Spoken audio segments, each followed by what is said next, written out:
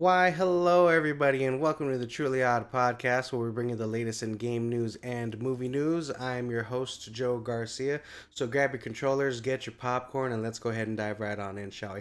Starting with our game news topics of the day. And our first game news topic is chalked up to the rumor mill. So remember, take what I say next with a grain of salt. But the rumor is there's a prototype remake currently in development. Let's go ahead and take a look at this article from Game Rant, shall we? Now, so according to this article, a new rumor surges that the remaster of Prototype is underway, with recent SteamDB updates leaking screenshots hinting at additional content like cut missions and test maps. If you don't know what SteamDB is, let's see if I think that has a link to it. So this is SteamDB, and basically what it is it's the classic game. Code, I guess you could say. It's ROM, I guess you could put it. So that's what some of this information is. And apparently, if you dig into these files and know this information here, you will see some updates. And some of the updates are regarding names linked to Crash Bandicoot 4. Now, I can't remember if Crash Bandicoot 4 was a remake or if it was the most recent game that they just developed for Crash Bandicoot. I can't fully remember, but let's just call it a remake, so it makes sense that people would have that assumption. Anyways, leaks linked to Crash Bandicoot 4 have reportedly appeared in updated credits, fueling speculation that the new team may be working on the remaster. While fans are excited about Alex Mercer's potential return, Activision has not confirmed any plans, and past rumors for Prototype 3 remain unverified. So this is very interesting. I'm curious as to see if they would do a prototype. Now, I felt Prototype really kind of took what Spider-Man did with its open world concept and just made it a lot more exciting. So to see a game like this, let's say they take the actual skin of Prototype and remake it in like the Spider-Man 1, Spider-Man 2 vein, I think that would be a lot of fun. These Prototypes games were very entertaining. While I didn't like where Prototype 2 went as far as the story, I think it would be a very awesome and exciting experience to recapture this in modern day consoles. So I hope this rumor ends up being true. And let me know what you guys think. Are you hoping for a Prototype remake? Did you play the original and did you enjoy it as much as I did? I'm very curious to know what you guys think. So let me know in the comments down below. All right, guys, all that being said, let's move on to our next game news topic. And our next game news topic of the day is regarding Rock Band 4 to be delisted on October 5th due to expiring musical licenses. This comes to us from Game Informer, so let's go ahead and take a look here. So if you guys are interested in playing Rock Band 4 and having it on your PlayStation or your Xbox, October 5th, 2025 will be the day that it is delisted. Excuse me, it is delisted, so go ahead and grab it while you can. Let's go ahead and take a look here. Harmonix, I think that's the company that owns it. Harmonix announced that Rock Band 4 will be removed from PlayStation and Xbox digital storefronts on October 5th, 2025, marking its 10th anniversary due to the expiration of licenses of its 65 song core soundtrack. Players who already own the game or its DLC retain full access and can continue downloading content on compatible devices, though unpurchased songs will gradually be delisted as their licenses expire. Following the end of the DLC support in January of 2024, the delisting signals a final chapter in the last traditional Rock Band title, which launched in 2015 and was follow up by Rock Band VR in 2017. So, if you guys are Rock Band fans and you enjoy this game and are interested in checking out the game finally at some point, go ahead and purchase it now. You have about 4 days to do so. And mind you, if you're curious of what the actual posting was for the company, here's their actual posting right here that I just highlighted. If you guys want to check it out for yourself, it'll all be in the description down below in the comments. So all these articles and any information if you guys want to check it out for yourselves. But I'm not a big Rock Band fan. I wasn't even a big Guitar Hero fan, even though I did own them and I did play them when I was younger. I just couldn't really. My fingers aren't that good, let's face it. But I did enjoy the time that I did get to play with it. So it's interesting to see Rock Band get delisted, and I'm very curious. It's been 10 years since our last Rock Band initial game, not including VR.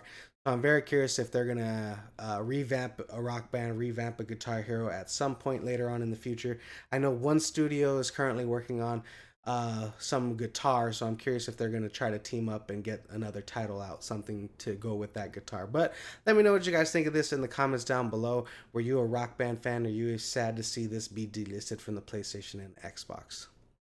Go ahead and move over to our next game news topic of the day. And our next game news topic of the day is regarding Grand Theft Auto 6 developers are being harassed by a content creator who is demanding answers. Let's go ahead and take a look at this article from Game Rant. And let's go ahead and watch the content creator's video, which is right here. When's the delay? When's the next trailer? I want to know. You don't know. We are live here from Edinburgh, Scotland. I flew all the way over here because I'm sick and tired of waiting for the answers. Right now, we are here, right here, live from Rockstar North. I told you guys I wasn't playing around. When's the delay happening? Is there another delay? What about the trailer? Is there another trailer? All right, guys. So I guess a content creator did that, but let's go ahead and read some of the details from this article. Frustrated by lack of Grand Theft Auto 6 updates, YouTuber and TikToker back on Boulevard, I think that's what his name is, flew to Rockstar North and filmed himself confronting developers on the street, demanding answers about delays and trailer releases. While some viewers support the stunt, most fans and fellow creators criticize the behavior as harassment, especially given the developer's inability to discuss in progress projects. The incident echoes a troubled trend of developers being harassed since across studios like Bungie, Insomniac, and Capcom, raising questions about how Rockstar might respond to protect its staff. Now, this is a bit over the top. You don't just run up on somebody to ask them questions about the game they're working on. Like this article says here, developers are under NDAs. They cannot talk about what's going on with the games, even if they wanted to. Otherwise, they will be fired. Otherwise, they will be sued, and otherwise, they will no longer have careers. So it's a bit ridiculous to think you can go to any studio, let alone Rockstar, and get information from anybody coming out that building. The only ones that make developers don't make decision on release dates. They don't make decision on trailers. They don't make decisions on budget. Unless they're super high up in the industry with the producer titles, with the head of studio titles, those are the people who make those final decisions. Developers are just there to develop and work on the game. So I think it's a bit ridiculous for someone to come run up on people outside of their work and outside of their business and outside of where they find themselves comfortable going home at the end of the damn day and have someone bombard them with questions that they cannot answer. And on top of that, the way he ran up on this last guy looked like he thought he was going to be attacked. And I think that's a bit ridiculous. I know you want information on Grand Theft Auto 6. I know you want to know where the hell it's going to go, but this is not the way to do so. If you want questions and you want answers, bombard the CEO with fucking tweets and then get some answers from him. But don't harass other developers and other peaceful people trying to go about their every damn day. So this is a bit ridiculous that someone did this and someone had the audacity to interrupt people in their normal everyday lives. I find it fucking annoying, if I'm being honest with you. But I'm curious to know what you guys think. How do you feel about content creators going and harassing developers and people and trying to get information out of them that they cannot get? Let me know what you guys think in the comments down below.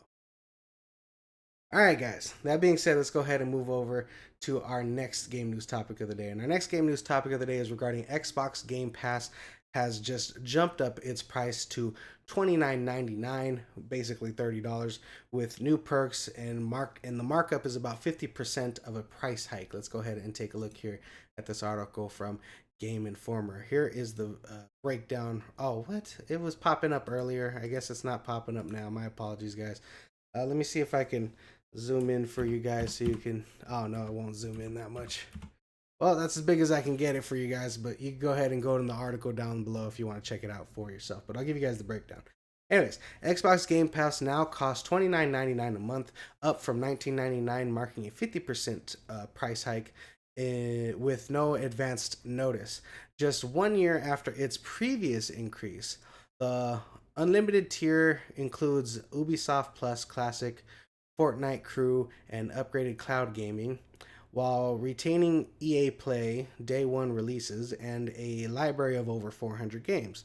The Game Pass Core becomes Essential at $9.99, and the Standard becomes Premium at $14.99, with minor features tweaks, uh, but no price changes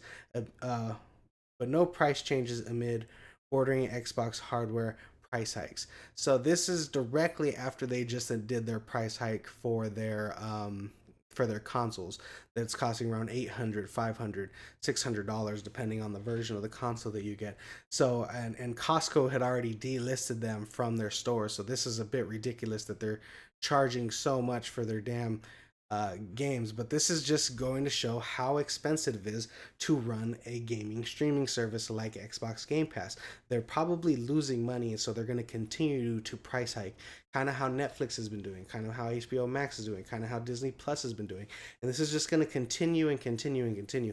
We're probably going to get a price hike another year from now. From if it this was a 50% price increase, we might get it to, I don't know, 20, what is it, 34.99, and then eventually 40.99, and it's just going to go up and up and up at some point. So just be prepared for that if you're an Xbox Game Pass fan.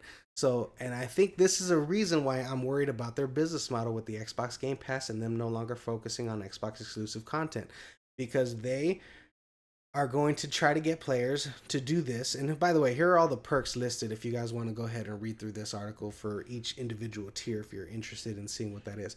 But my point being is that since they're going to be stepping away, I think this next generation will be their last console generation if they do it. Um, so with their last console generation, they're really going to push the Xbox Game Pass as being the main focus of what they're going to do as a core for this company. But for the deal you're getting, $30 isn't too bad. You know, you get 400 games, you get day one game releases and other perks like that. So it's not a bad deal. The problem is at what point will it become a bad deal? At what price point is enough? Because $30 is pretty hefty for a price like this, you know, especially if it's a month. And I don't even think they sell it at a year price. Now, PlayStation has something similar, but they sell it for the year, and you get definitely similar perks to this. So it varies, but the price hike will continue to go up and will continue to probably hinder what Xbox wants to do as a company. So we'll see what happens.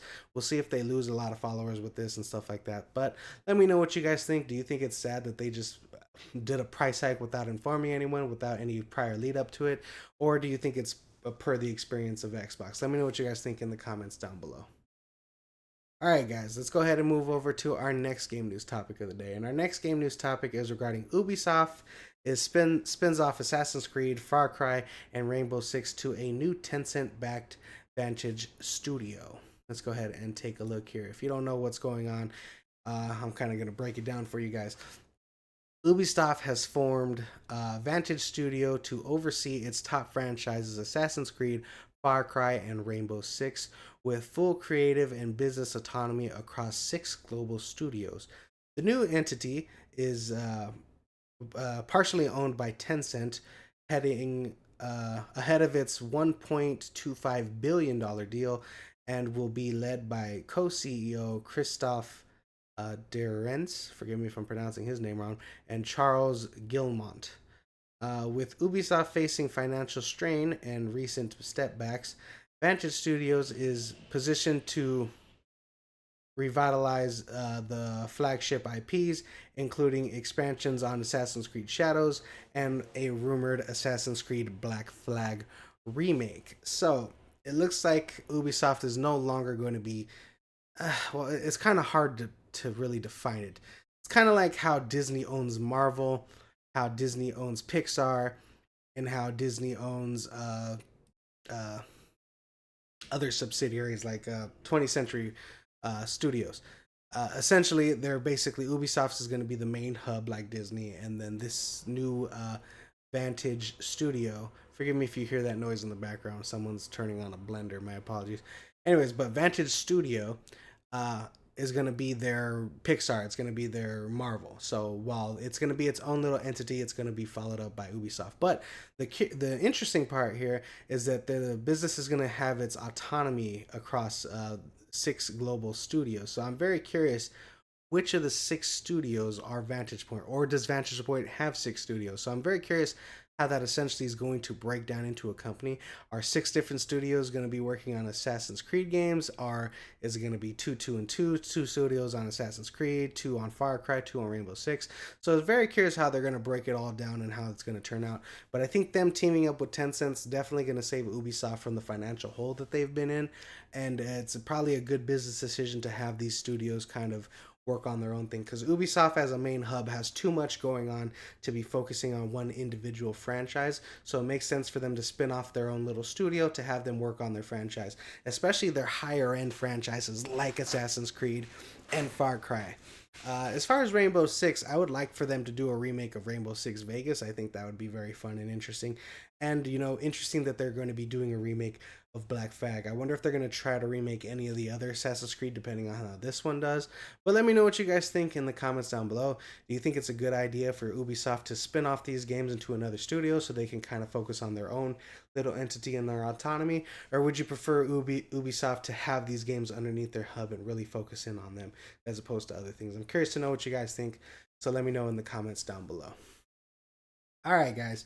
That does it for our game news topics of the day. We're going to go ahead and move on to our movie news topics. And today we got quite a bit of information regarding some casting. So let's go ahead and take a look here. It looks like Nathan Lane is the latest to join Jonah Hill's cutoff at Warner Brothers. If you don't know who Nathan Lane is, that's this gentleman. He is one half of Timon and Pumbaa. He is also in one of my favorite movies called The Birdcage, starring Robin Williams and Nathan Lane. It's a very fun movie if you haven't seen it yourself. But Nathan Lane will be playing the father of Jonah Hill and Kristen Wiig's characters in Cutoff, a comedy about wealthy siblings cut off from their parents, with Bette Midler portraying their mother. Jonah Hill is directing the film from a script written by Ezra Woods, produced under his Strong Baby banner, with Warner Brothers targeting a July 17, 2026, 2026 theatrical release. So I'm very curious if Nathan Lane and Bette Midler are going to be married, if they're going to be a separated a couple. I'm very curious how that's going to turn out, because I think Nathan Lane is absolutely hilarious and underutilized in a lot of in this industry. Since all the stuff that I've seen him in, I've always loved him, and he's funny. He has a very iconic voice. If you ask me, I can tell whose his voice is from across the room if he was in a room with me. And to see him team up with Bette Midler, I think would be great. And as far as what this comedy is about two spoiled brats being cut off from the family and no longer being attached to their riches and have to pursue life on their own, I'm very curious how that's going to turn out. So this is turning out to be a very interesting comedy that I'm going to keep an eye out for. I feel like comedy hasn't done super phenomenal in theaters. At least I can't remember one even off the top of my head right now, especially this year. If you ask me a great comedy that came out this year, I really couldn't name one for you. Yeah, I couldn't even. I'm trying to think about one right now. I couldn't name a comedy this year that really stood out. I am looking forward to that Keanu Reeves one, so I'm always on the lookout for great comedy movies because I look forward to seeing funny movies in theaters. But let me know what you guys think. Do you think Nathan Lane joining the cast and crew of Cutoff will be a good choice, or do you not really like Nathan Lane? Me, I love the guy. He's pretty awesome. All right, guys, that being said, let's go ahead and move on to our next movie news topic of the day. And our next movie news topic is another casting thing, but this time it's regarding Aldous Hodges joins Jake Gyllenhaal in the Roadhouse sequel at Amazon MGM. If you don't know who Alex Hodges is, it's this gentleman here on the left. After leading Amazon's Cross series, Aldous Hodges joins Jake Gyllenhaal in the upcoming Roadhouse sequel directed by Eli Nasholler. God, I hope I'm pronouncing his name right. And written by Will Beall. Dave Bautista and Leela George also joined the ensemble, with Gyllenhaal reprising his role as ex-USC fighter turned bouncer in the Florida Keys. With Cross Season 2 arriving next year, Amazon continues to collaborate with Hodges, who is also known for his roles in Black Adam, One Night in Miami, and Straight Outta Compton. I think this is phenomenal casting. I'm not sure if he's going to be a villain, maybe the bar owner. Who knows what he's going to play. He's a pretty built guy, so I think he's going to probably be an antagonist alongside Dave Bautista, possibly, or maybe one of Jake Gyllenhaal's old friends, or or who knows, maybe he can be the guy Jake Gyllenhaal's training up to be a bouncer. So I think he can do it all, and it depends on what he's going to be ended up doing for this film. But I think it's great casting. It's never a bad idea to add talent. With his joining the Roadhouse sequel, and with Nathan Lane joining. Cut off, adding talent to your film is always a positive thing. So to see this happening, the big question for me is this movie going to be straight to streaming again, or are they going to put it in theaters? Hopefully they put it in theaters, because the names that they got to attach really could draw a crowd. So, but let me know what you guys think. What do you think of Alex Hodges joining Jake Gyllenhaal in the Roadhouse sequel, and what do you think his role will be in the? Excuse me, guys. All right, guys. That being said, let's go ahead and move over to our next movie news topic of the day. And our next movie news topic is regarding Paramount signing filmmaker James Mangold to an overall deal. Now, before we continue, just so you guys know, an overall deal is essentially he's going to be, um, God, how do you explain that? He's kind of working for the studio at this point. Like, he's not going to be directing things at Universal or at Warner Brothers. He's kind of going to be an in-house director, bringing his projects directly to them. That's kind of what an overall deal is. They might actually even poise him to work on other films that they might be working on, and like the Call of Duty one that they probably have coming. Maybe he'll look at it as a writer, or probably come on as a producer for it. But essentially, his overall deal is he's going to be an in-house director, writer, producer, whatever his overall deal negotiations incline. Just so you guys know. And if you guys think I got that wrong, let me know if you think I got that wrong. But that's from my understanding of an overall deal is. Anyways, guys, that being said, let's break this down for you. Five-time Oscar nominee James Mangold has signed on for an overall deal with Paramount Pictures to develop and direct, produce feature film for the studio. Sorry, guys, I thought I brought this up. Mangold will reteam with uh wait. Mangold will reteam with Timothy Chalamet on High Side. This is one of the movies that we announced a while back that Paramount picked up from James Mangold, a MotoGP themed film based on the original short by Jamie Oliveira, marking Paramount's first major project under the new studio co-chairs. Where hold on, lost my place. Fucking dyslexia. I hate it when that happens. Uh, the deal follows a wave of high performing movies from Paramount, including partnerships with the Dulfer brothers. I believe they're the ones that did Stranger Things, if I'm not mistaken. Activision, Call of Duty films, and a new genre label led by Weapons producer. So Paramount got a lot of interesting things going on. Their first deal was getting James Mangold's movie with Timothy Chalamet about the MotoGP themed racing. So that's going to be an interesting film.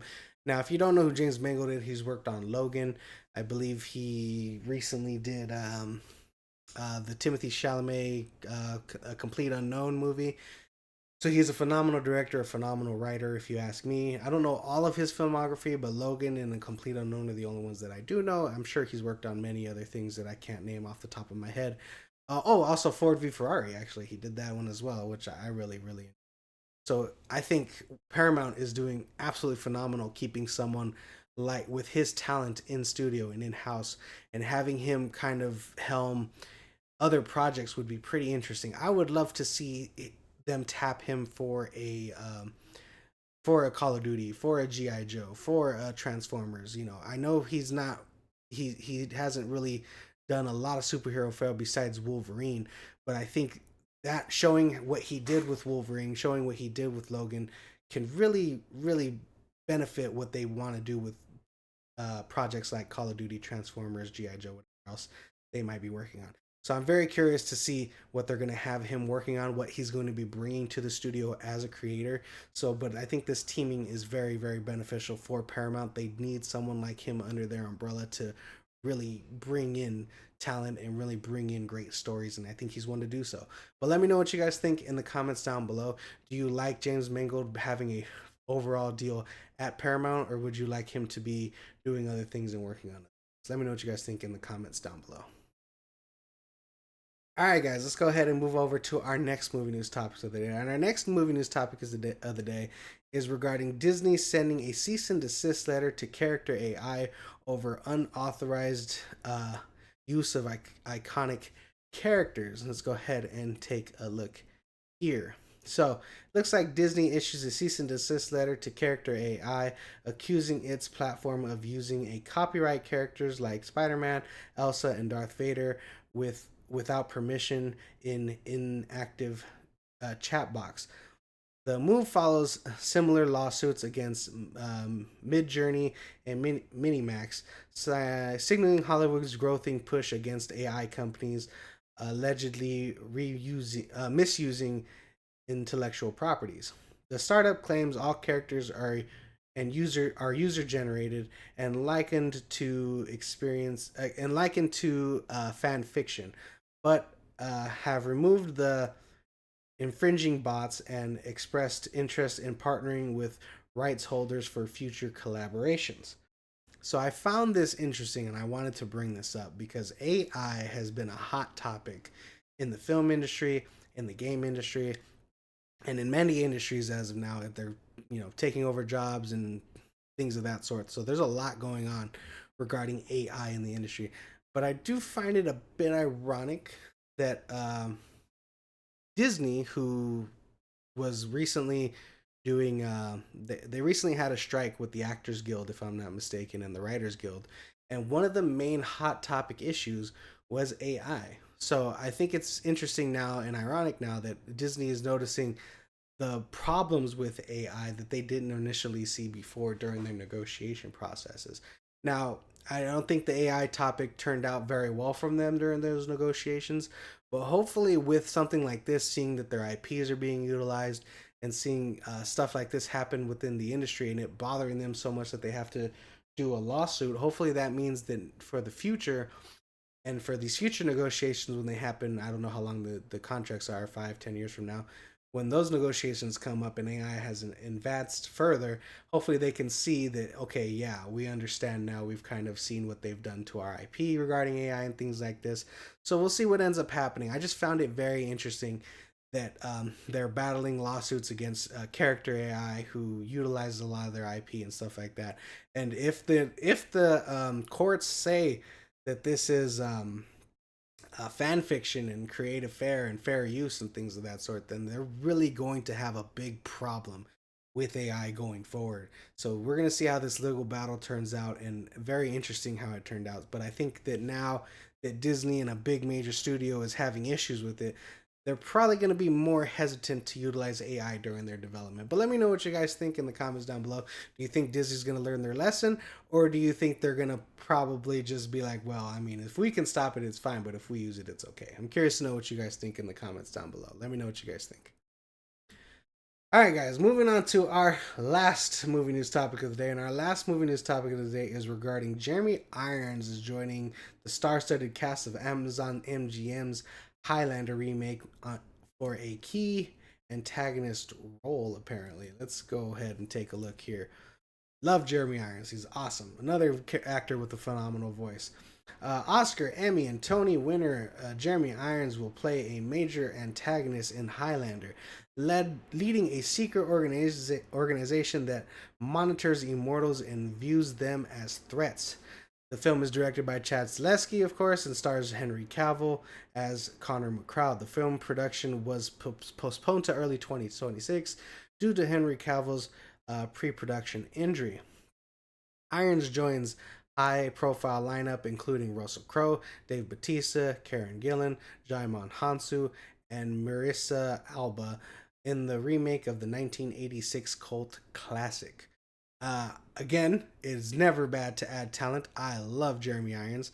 And I thought this film was gonna just focus around the Immortals aspect of it, having Russell Crowe teach Henry Cavill's character and fight against Dave Bautista, who's another immortal, maybe even Jaimon Hansu, depending on who he's portraying. But seeing that they're gonna bring in someone like Jeremy Irons to kind of helm the human aspect, the villain human aspect of someone hunting down the immortals is very interesting. So I'm very curious where this story is going to end up going. But again, adding talented actors like Jeremy Irons is never a bad thing to do. I think he really does bring a gravitas to the film, and hopefully he has a bigger role than he's had in other films. Like I think The Beekeeper, he had a pretty small role in. But yeah, I would definitely love to see what he does with this role and in this character, and I cannot wait for the Highlander remake. I did like the original when I was little. I haven't seen it in years. It's probably due for a rewatch if I'm being honest. But I do like what they're doing with the film so far, especially having Chad Stahelski direct. From what he's done with John Wick, I cannot wait to see what he does with like a sword and sandals type film, even though it's in modern day. But let me know what you guys think in the comments down below. Do you like Jeremy Irons join the Highlander remake, or would you prefer to see him do something else? I'm curious. Anyways, guys, that's a wrap for today's episode of the Truly Odd Podcast. Thank you guys so much for joining me. If you like this episode, please like and subscribe. And always, guys, remember, stay true, be odd.